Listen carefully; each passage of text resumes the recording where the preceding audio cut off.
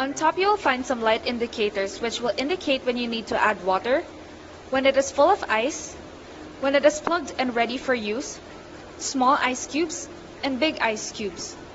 Below that are two buttons. On the left you will find the start and stop button.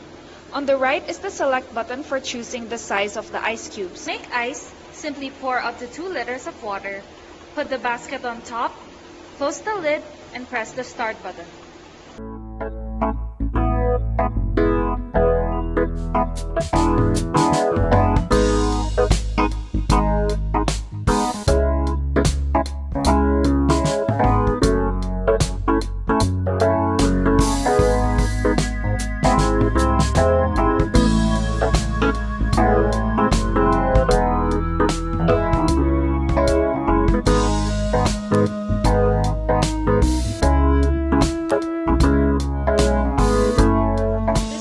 Excess water, unplug the power source and then unplug the water stopper at the bottom to drain water out.